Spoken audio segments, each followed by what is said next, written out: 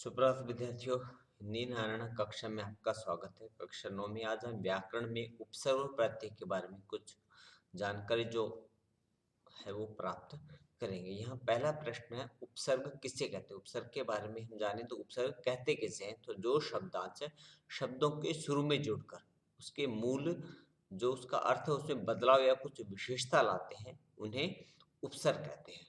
अगला प्रश्न है, प्रत्यय किसे कहते हैं? उपसर्ग पहले जुड़ के अर्थ में परिवर्तन और विशेषता लाता है और प्रत्यय जो है वो है जो शब्दांश शब्दों के अंत में जुड़कर मूल शब्द के अर्थ में या भाव में परिवर्तन कर देते उन्हें प्रत्यय कहते हैं। तो उपसर्ग पहले जुड़ते हैं और प्रत्यय किसी भी शब्द के बाद में जुड़ते हैं और उसके अर्थ में परिवर्तन और कुछ विशेषता लाते हैं। यहाँ अगला प्रश्न है, चतुराई शब्द में प्रयुक्त प्रत्यय और मूल शब्द को अलग करके लिखिए। चतुराई शब्द में मूल शब्द क्या है और प्रत्यय क्या है वो हमें बताना है। तो मूल शब्द है या चतुर और वहां आई प्रत्यय जोड़ने से बनता है चतुराई। अगला शब्द है बाजीगर। बाजीगर शब्द में प्रयुक्त प्रत्यय और मूल शब्द को अलग कीजिए। यहाँ भी प्रत्यय को अलग करना है। तो बाजी यहाँ मूल शब्द है और गर यहाँ प्रत्यय है, तो बाजीगर शब्द बनता है। अगला प्रश्न है, आगमन। आगमन शब्द में प्रयुक्त उपसर्ग और मूल शब्द अलग करके लिखिए। तो आगमन शब्द में मूल शब्द है गमन और उपसर्ग क्या है?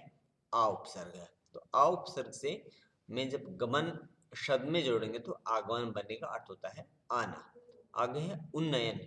शब्द में प्रयुक्त उपसर्ग और मूल शब्द अलग करके लिखिए। उन्नयन मूल शब्द है यहाँ नयन और उपसर्ग है उत, तो यहाँ उन्नयन शब्द बनता है। यहाँ संधि की बात करें तो यहाँ व्यंजन संधि का प्रयोग होने से तय को न होता है, इसलिए उन्नयन शब्द बना। आगे है प्र उपसर्ग युक्त दो शब्द लिखिए। प्र उपसर्ग का प्रयोग करके कोई भी दो शब्द, तो यहाँ दिए हुए हैं प्रयत्न, प्रहार, प्रकार, प्रबल। अगला प्रश्न है, इत प्रत्यय युक्त दो शब्द लिखिए। तो पठ में इत जोड़ने से पठित शब्द बनता है। हर्ष में इत हर्षित, पुष्प इत पुष्पित और लिख में इत लिखित शब्द बनता है।